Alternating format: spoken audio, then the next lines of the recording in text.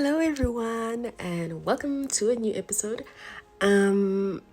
Yes, I know this took a minute. Unfortunately, between recess and school, there was just a lot going on in the past few weeks. So what did I do? I gave myself grace. That grace I spoke about in that episode about like 21 lessons I've learned in 21 years.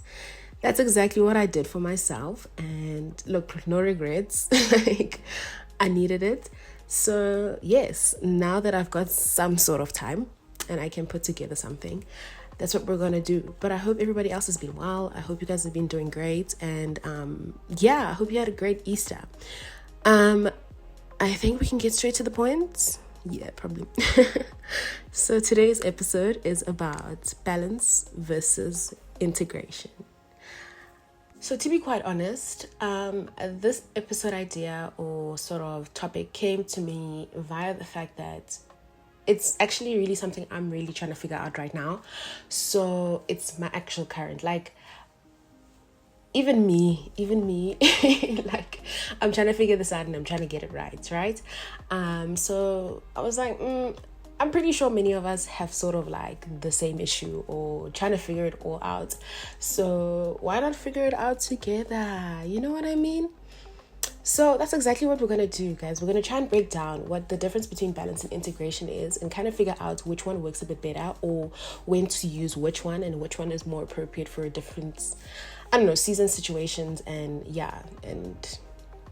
I really hope it helps, and I can't wait to hear your feedback. And thank you so much for actually interacting with every other episode that I've released. I really, really appreciate it. And yes, let's get into it, child. Alrighty, I think we should get the formalities and the English out of the way. And so I googled some definitions, and I believe they break this down quite well. Balance is a situation in which different elements are equal or in correct proportions. Integration, on the other hand, is the process of combining or coordinating different elements, systems, or components into a unified or harmonious whole. Oof. I mean, I'm pretty sure from these definitions you can tell which one I'm gonna like try and lean towards the most. I'm not gonna lie, guys. That other one seems a little bit more viable. I'm not gonna say which one, but I think you guys get it. I think you know what I mean. So, but like we said, a different one will work better for a different season, and so, but we'll get into it. But as we've already had the seasons conversation, I think we know that different seasons come with different battles, requirements, and experiences. And over the course of this week specifically, I've been hearing this specific verse quite a lot. And when I say a lot, like a lot, I listen to a lot of podcasts and so I don't know, but every podcast, not every, I'm exaggerating, but let's say like 2/3 of the podcasts I've been listening to this week have had this verse in it. And I just was like, okay, let me take my message, okay? And this verse is Luke chapter 12, verse 48. And in brief, I'm not quoting straight from the Bible. It's the verse about, or the one that speaks about, to whom much is given, much is required. I'm going to quote from the New King James Version, word for word. And this one says, "But he who did not know, yet committed things deserving of stripes, shall be beaten with a few. For everyone to whom much is given, from him much will be required. And to whom much has been committed, of him they will ask of more." Alrighty, so to get into the episode, in most times we find ourselves living in answered prayers, things we've wanted for the longest of times. And man, it's a great time. It's really a great time. But then there's something that always happens. And that's struggling to find the balance, okay? Or struggling to find the rhythm, let me say it like that, in that answered prayer. So like things are great, you're happy, you're in your element, you're doing what you've always wanted to do. And it's just a great time. You know what I mean? But then it comes with the overwhelming wave of just busyness, or there's just a lot going on, you know what I mean? And then we get into the little trap where we start complaining, you know, that, oh, I'm always so tired, or, yo, I have no time, or, you know, those complaints. We always get into that little, you know, it traps us. Of which, guys, I know is true. Like, you do get overwhelmed by your blessings, and it gets, you know, you get tired, it's a normal human experience, right? But we just get into the trap of complaining. And this is why I've done this myself. And so I've been trying to figure out how to stop it, because it's just, honestly, other people would look at it from the outside and just be like, it's a behavior of being ungrateful, of which is not the case. It's just an expression of how I'm feeling, right? And I was like, let me try find that balance, where to a point where my complaining is a bit less, because I've actually figured out how to alleviate my complaints. Does that make sense? So I figured out I'm figuring out how to get rid of the complaining in such a way that it's not even an option, because it's not there. Do you know what I mean? Like the complaints. If I'm tired, then get more sleep. If I have no time, which you make time really for things, but if I have no time, I plan a bit better. You know what I mean?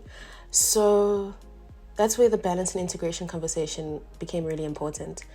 But before you can balance and integrate, it's important to know that when you have the good moments within those like sort of answered prayer seasons, and your whatever season you may be in, really, it's important to bask in the good moments, because there will be good moments. And when the overwhelming ones kind of come about and it just gets way too busy for like you to handle, and you just gunengi man, it's important to take a breath and calm down. And like I started the conversation today, I said I gave myself grace, because I very well understood that, look, it's recess, but at the same time I had like schoolwork and there was just a lot going on. And so what did I do? I gave myself grace in my answered prayer. Like, a lot of the stuff I'm doing now is things I used to pray for unendingly. So, and I understand that, and I acknowledge that fully, you know. And so when you approach things with a grateful heart, even the overwhelming bit of it becomes a little less heavy, because you just know that God has given it to you, so he's definitely going to carry you through it. Had it not been yours, you would not be experiencing it, or whatever the case may be. So yeah, give yourself the grace and approach it with that mentality, the abundance mentality, and not so much from a lack perspective, because we're in the blessing, but we're complaining because we feel like we're lacking time, we're lacking sleep, we're lacking whatever it is. But when you're in the blessing and you understand that when you come and approach it with the mentality of abundance, you are even able to approach or show up in a manner that shows that you're in that abundance mentality. I don't know what it means. I don't know how to articulate it really well, but yes, you attract so much more with that mentality. And yeah, I really hope I'm getting the message across, and I really hope you're understanding what I'm saying. But now to break down how to use which one between balance and integration much more, let's get into the conversation. Alrighty, so when we speak about balance, we obviously have the idea of a scale, right? And it is flat. There is no, like, it's not leaning towards the left or leaning towards the right. And so what will happen there is we're sort of giving everything in our lives the same amount of percentage, proportion, division, I don't know the word, but you get it, right? And what then happens with that is you'll either get really tired really soon, because you're sort of giving, let's say, 100% to everything. So nothing has like 40% and everything is 100%. Nothing has less percentage than the other. So let's say your social life has 100, your academic life has 100, your what else is there? Your like healthy lifestyle situation, healthy eating, exercise, whatever, has 100%. What then happens is it gets overwhelming, okay? And then now instead of giving 100%, you start to give like 500% because there's 5 aspects of your life and you want to give everything 100%. And what happens? Burnout. What happens? Complaining. You know what I mean? But there is a time and a season for that, and I completely acknowledge that. And so, obviously, balance is important, and it's great when you can get it right. But there's a time where everything will get a bit overwhelming, and so you pivot because now you don't know if now the scale like not collapses but leans towards one side, and you're giving a whole lot more attention to, let's say, academics over your physical and emotional health and so on and so forth. And that's where integration comes in, because I believe or understand integration to be a weaving of everything together like a piece of art. So what will happen is maybe in that specific season you can give okay, so you start off with 100, right? And you start to remove a percentage for the different aspects of your life. So let's say you'll need 40% for your physical, emotional, mental, spiritual health and well-being. And then look, my math is going to expose me here, but it's fine. And so you're left with 60, right? And then you say, okay, well, I need another 40% for academics, right? And now that's 80% out and you're left with 20. Now, obviously, there's things like your social life and so on and so forth. And then you distribute like 10% to social, and then the other 10 is like, I really don't know, guys. Like, but you know what I mean, right? You'll know what your situations are and how to distribute. But you start off with 100 because you're one person and you only have 100, not like 500. But I mean, balance requires that 500, integration will require the 100. Both very useful, but for different phases, right? And so, yes, that equal distribution allows you to acknowledge that, look, in this season, this is what I've got, this is what I can give, right? And so you block out where you would have to complain because you've understood that this is what's required from you in this element of your life. And so you give it that, right? It's not, I have an expectation for myself to give 100 and I'm only able to give 40. So that's when you start to complain, because that 60% feels like it's not covered for because you don't have the capacity for that 60%. So you start to complain and you start to see the gaps and it starts to overwhelm you. But if you can acknowledge from the start that you can only give 40%, which is technically, if you give that 40%, you're giving 100 of what you've got. I think it saves you so much more turmoil. And yeah, that's my understanding of the two. And that's how I've sort of approached when to use which one. Like I'm saying, some seasons, balance is great. It works well because I've got the energy and the capacity to give 100 to everything, and it works beautifully. But then there's a time where that 100 is just not going to cut it. And I know very well that I'm going to get burnt out. I'm going to start complaining because my 100 is not 100 then, you know what I mean?